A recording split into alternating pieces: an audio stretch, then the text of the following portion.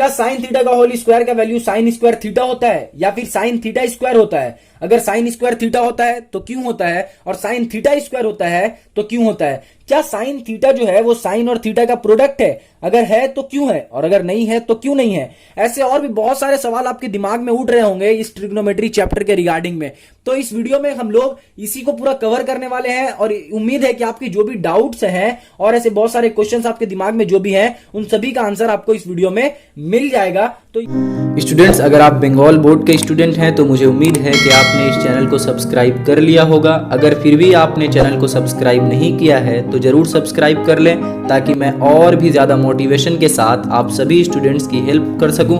और हाँ, आप मुझे कमेंट करके बता सकते हैं कि आपको नेक्स्ट वीडियो कौन से टॉपिक पे चाहिए। स्वागत है आप सभी का इस वीडियो में। इस वीडियो का टॉपिक है हमारा trigonometric ratio and trigonometric identities. इससे पिछले वाले पार्ट में हम लोगों ने यह समझा था कि आखिरकार ट्रिग्नोमेट्रिक रेशियो किसे कहते हैं, परपेंडिकुलर और बेस क्या होता है, और जो ट्रिग्नोमेट्रिक रेशियोज हैं वो क्या होता है। इस वीडियो में हम लोग क्या क्या समझेंगे वो एक बार देख लेते हैं। तो इस वीडियो में जो सबसे पहला पॉइंट हम लोगों को समझने का है, जो सबसे पहला क्वेश्चन हम लोगों के माइंड में आता है, वो हम लोग इस वीडियो में कवर करते हैं। वो ये है कि आखिरकार ये साइन थीटा क्या है, व्हाट इज साइन थीटा। ठीक है, तो ये क्वेश्चन आपके दिमाग में आता होगा कि साइन थीटा आखिरकार किसको कहते हैं। तो देखिए, साइन थीटा जो है वो बेसिकली रेशियो है। साइन थीटा क्या है? रेशियो है किस चीज का? दो side of a right angle triangle. Ratio of two side of a right angle triangle. Two side of a right angle triangle मतलब परपेंडिकुलर बाई हाइपोटेन्यूज। ठीक है, तो साइन थीटा का जो भी प्रॉपर्टी होगा, साइन थीटा का जो भी प्रॉपर्टी होगा वो किसके अकॉर्डिंग होगा? रेशियो के अकॉर्डिंग। मतलब जो हम लोगों ने रेशियो एंड प्रोपोर्शन चैप्टर में जो जो प्रॉपर्टी पढ़ा था रेशियो का, वो सारा प्रॉपर्टी साइन थीटा के लिए वैलिड होगा। अब यहाँ पे एक और चीज आपको बता दूं कि हम लोग यहाँ पे जो भी ऑपरेशन करेंगे साइन थीटा के साथ, या जो भी क्वेश्चन हम लोग साइन थीटा के रिगार्डिंग में सॉल्व करेंगे, वो सब जो है वो इनके जितने भी परिवार मेंबर हैं, जैसे कि कॉस थीटा, टैन थीटा और भी जो भी हैं, उन सब के लिए वैलिड होगा। ठीक है, तो उन सब में भी सेम चीज जो है वो अप्लाई होगा और उन सब का कॉन्सेप्ट भी क्या होगा? सेम होगा। तो यहाँ पे हम लोगों ने ये तो समझ लिया कि साइन थीटा जो है वो भाई रेशियो है, और रेशियो का जो जो प्रॉपर्टी होगा वही साइन थीटा का भी प्रॉपर्टी होगा। अब एक बहुत ही ज्यादा बड़ा सवाल है, वो ये है कि साइन थीटा क्या साइन और थीटा का प्रोडक्ट है? मतलब साइन इंटू थीटा होता है साइन थीटा, या फिर कुछ और होता है? तो देखिए, इसका आंसर क्या है वो मैं आपको बता दूं। साइन थीटा का मतलब हो गया sine of angle theta. Sine of angle theta. अब आप बोलिएगा सर बात को आप घुमा क्यों रहे, सर बात को सीधी बोलिए। तो देखिए, बात इसका सीधा ये है कि साइन ऑफ एंगल थीटा का मतलब हो गया, साइन का मतलब क्या होता है? Perpendicular by hypotenuse. साइन जो है वो इस तरह से लिखाता है, शॉर्ट फॉर्म में हम लोग SIN लिखते हैं, फुल फॉर्म इसका है SINE। तो परपेंडिकुलर बाई हाइपोटेन्यूज, ये आप सभी को मालूम है, पिछले वीडियो में हम लोग ने पढ़ा। तो perpendicular by hypotenuse of angle theta. अब ये एंगल थीटा का परपेंडिकुलर बाई हाइपोटेन्यूज का क्या मतलब हुआ? तो उसका ये मतलब हुआ कि ये जो राइट एंगल ट्रायंगल हम लोगों ने देखा था, तो उसमें थीटा ये भी हो सकता है और थीटा ये भी हो सकता है। अगर ये थीटा होगा तो परपेंडिकुलर चेंज हो जाएगा और बेस भी चेंज हो जाएगा। अगर ये थीटा हुआ तो परपेंडिकुलर चेंज हो जाएगा और बेस भी चेंज हो जाएगा। इसीलिए साइन थीटा का मतलब हो गया sine of angle theta, that means perpendicular by hypotenuse of angle theta. Angle theta का perpendicular by hypotenuse, angle theta का परपेंडिकुलर बाई हाइपोटेन्यूज ये है, तो एंगल थीटा का परपेंडिकुलर बाई हाइपोटेन्यूज। तो यहां तक आप लोगों ने समझ लिया कि साइन थीटा जो है वो साइन इंटू थीटा नहीं होता है। साइन थीटा का मतलब हुआ sine of angle theta, that means perpendicular by hypotenuse of angle theta. तो ये क्वेश्चन आप लोगों का क्लियर हो गया। अब जो है हम लोग अपने दूसरे क्वेश्चन को देख लेते हैं। दूसरा क्वेश्चन जो हमारे दिमाग में उठता है वो ये उठता है कि साइन थीटा का होल स्क्वायर, इसका क्या मीनिंग हुआ भैया? इसका मीनिंग कहीं ये तो नहीं हुआ कि साइन स्क्वायर थीटा, या फिर ये तो नहीं हुआ कि साइन थीटा स्क्वायर। तो ये दोनों केसेस पॉसिबल है, लेकिन इसमें क्या ट्रू है और क्या फॉल्स है वो हम लोग अच्छी तरीके से समझते हैं। तो देखिए, इन दोनों में जो राइट आंसर है वो ये है। अब आप पूछेगा कि भैया ये राइट आंसर क्यों है, वो तो बता दीजिए। तो देखिए स्टूडेंट्स, ये राइट आंसर इसलिए है क्योंकि देखिए हम लोग क्या कर रहे हैं यहाँ पे। सबसे पहले तो हम लोगों ने क्या समझा था? साइन थीटा का मतलब साइन ऑफ एंगल थीटा। तो इसीलिए साइन थीटा का होल स्क्वायर का मतलब हो गया कि sine square of angle theta, मतलब के परपेंडिकुलर बाई हाइपोटेन्यूज का whole square of angle theta. ठीक है, परपेंडिकुलर बाय हाइपोटेन्यूज का whole square of angle theta, मतलब जो भी एंगल हम लोगों का थीटा रहेगा, ये राइट एंगल ट्रायंगल में अगर इस एंगल का बात कर रहे हैं तो इस एंगल के रिस्पेक्ट में परपेंडिकुलर बाय हाइपोटेन्यूज का होल स्क्वायर का वैल्यू क्या होगा, उसी का मतलब हुआ साइन थीटा का होल स्क्वायर। ना कि साइन थीटा का होल स्क्वायर का मतलब साइन थीटा स्क्वायर होता है, क्योंकि अगर साइन थीटा स्क्वायर होता तो साइन थीटा का वैल्यू अगर मान लीजिए 30 डिग्री होता तो क्या हो जाता, 30 का होल स्क्वायर हमारा, 30 का होल स्क्वायर यहाँ पे 900 डिग्री हो जाता। बात को समझिए, अगर साइन थीटा का होल स्क्वायर होता, मतलब साइन थीटा का स्क्वायर होता तो साइन 900 डिग्री हो जाता। इसीलिए साइन थीटा स्क्वायर नहीं होता है, साइन स्क्वायर थीटा होता है। साइन थीटा का होल स्क्वायर क्या होता है, साइन स्क्वायर थीटा होता है, मतलब परपेंडिकुलर बाय हाइपोटेन्यूज का whole square of angle theta. तो ये भी कॉन्सेप्ट आप लोगों को क्लियर हो गया कि साइन थीटा का होल स्क्वायर जो है वो साइन स्क्वायर थीटा होता है, और क्यों होता है वो भी आप लोगों को उम्मीद है समझ में आ गया होगा। अब हम लोग जो है वो नेक्स्ट पॉइंट की तरफ बढ़ते हैं। नेक्स्ट जो हमारा क्वेश्चन दिमाग में उठता है वो ये उठता है कि क्या साइन थीटा का जो वैल्यू है, साइन थीटा का जो वैल्यू है हमारा, साइन थीटा का वैल्यू है वो ग्रेटर देन 1 हो सकता है या नहीं। क्लियर है, वो ग्रेटर देन 1 हो सकता है या नहीं हो सकता है। तो देखिए सबसे पहले तो हम लोगों को यह समझना होगा कि साइन थीटा है क्या। तो साइन थीटा हम लोगों ने ऑलरेडी समझ लिया कि परपेंडिकुलर बाई हाइपोटेनियस होता है। अब हम लोग आ जाते हैं एक राइट एंगल ट्रायंगल को फ्रेम कर लेते हैं। क्लियर है, अब तक आप लोगों ने राइट एंगल ट्रायंगल का क्लास 8 क्लास 9 में तो पूरा का पूरा प्रॉपर्टी समझ ही लिया होगा। उसमें क्या बताया गया है कि हाइपोटेनियस जो है वो ऑलवेज या तो ग्रेटर देन परपेंडिकुलर होगा या फिर इज इक्वल टू परपेंडिकुलर होगा।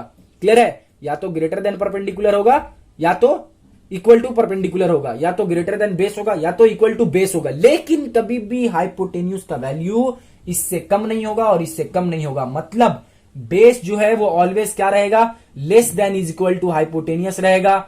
एंड इसी तरह से अगर हम लोग परपेंडिकुलर भी देखें तो ऑलवेज क्या रहेगा, less than is equal to hypotenuse रहेगा। तो इसका क्या मतलब हुआ कि अगर परपेंडिकुलर का वैल्यू कुछ भी रहा तो उससे ज्यादा रहेगा हाइपोटेनियस का वैल्यू। परपेंडिकुलर 3 रहा तो हाइपोटेनियस 5 हो गया, तो यहां पे जो सम आएगा वो क्या आएगा, वो हमारा आएगा लेस देन 1।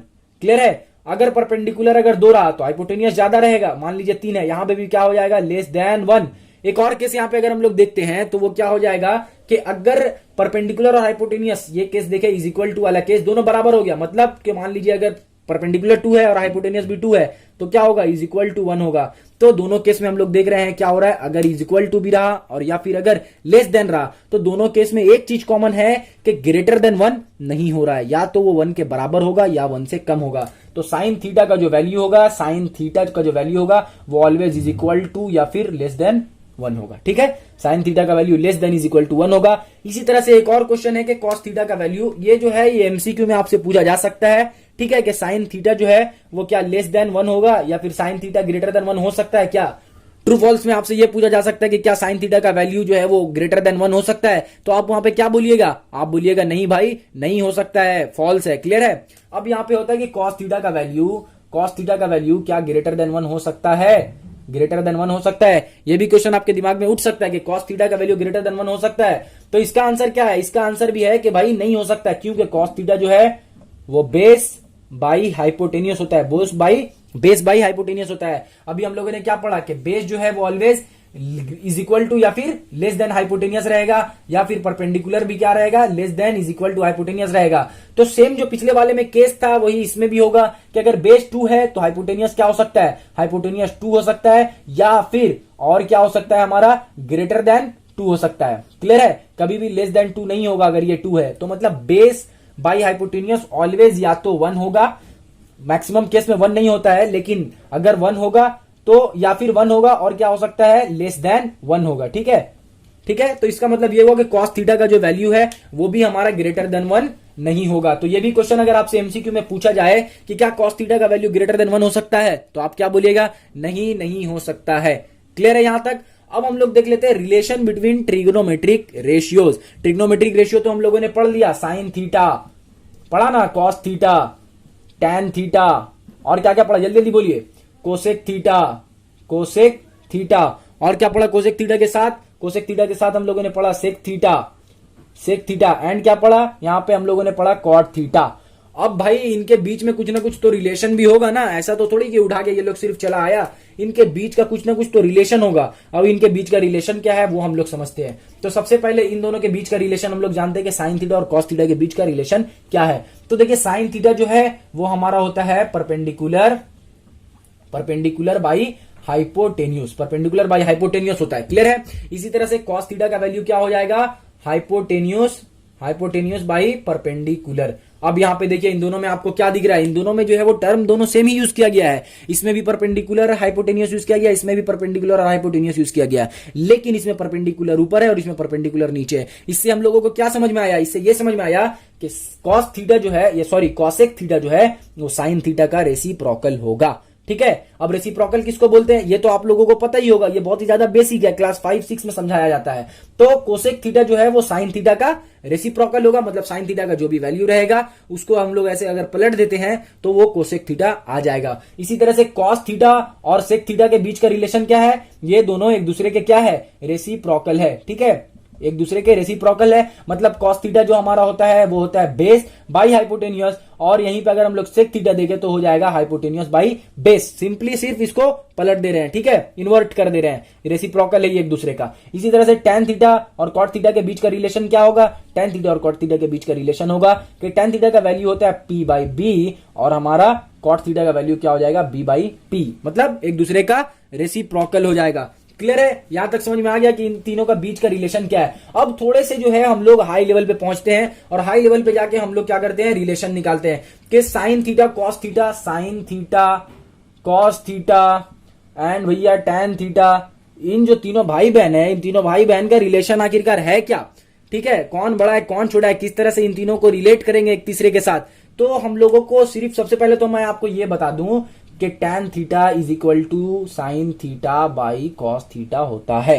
क्लियर है, अगर आपका क्वेश्चन आएगा तो आपको हो सकता है कि इस तरह से ये वाला चीज अप्लाई करके आपको सॉल्व करना पड़े, तो वीडियो को पॉज करके आप इसको कॉपी पे नोट डाउन कर ले, अदरवाइज आपके बुक में ये ऑलरेडी लिखा हुआ होगा। तो tan theta is equal to sine theta by cos theta होता है। तो भैया अब ऐसा क्यों होता है, sine theta by cos theta क्यों होता है, तो देखिए इसका सिंपल यहां पे हम लोग डिराइव करके देख सकते हैं कि tan थीटा हमारा क्या होता है, tan थीटा जो होता है वो परपेंडिकुलर बाई बेस होता है। हम लोग सभी को मालूम है tan theta perpendicular by base होता है, और साइन थीटा क्या होता है, परपेंडिकुलर बाई हाइपोटेन्यूज, और कॉस थीटा क्या होता है, perpendicular by sorry base by hypotenuse होता है ना भाई।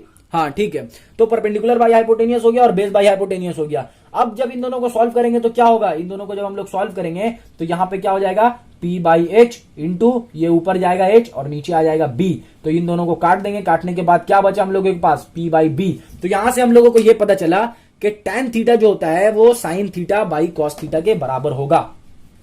क्लियर है, tan थीटा क्या है, साइन थीटा और कॉस थीटा के, sign theta by cos theta के बराबर है। इसी तरह से अगर हम लोगों को कॉट थीटा पूछ दिया गया तो कॉट थीटा में हम लोग सिंपली क्या करेंगे, ये इसका रेसिप्रोकल है तो इसीलिए साइन थीटा का रेसिप्रोकल हम लोग यूज करेंगे cosec theta, and cos theta का रेसिप्रोकल यूज करेंगे सेक थीटा। तो cot theta is equal to क्या हो गया, cosec theta divided by sec theta. बात समझ में आ रही है, ओके। अब हम लोग एक और चीज यहाँ पे देख लेते हैं, देखना क्या, वो तो मैंने ऑलरेडी आप लोगों को बता दिया, फिर भी मैं यहाँ पे लिख ले रहा हूं, आप कॉपी में नोट डाउन कर ले कि sine theta is equal to 1 by cos theta, 1 by cosec theta, sorry cosec theta. Clear है, इसी तरह से cos theta is equal to 1 by sec theta, sec theta. इसी तरह से अगर आप देखें तो हमारा जो tan थीटा है, tan थीटा जो है वो क्या होगा, 1 बाई कॉट थीटा।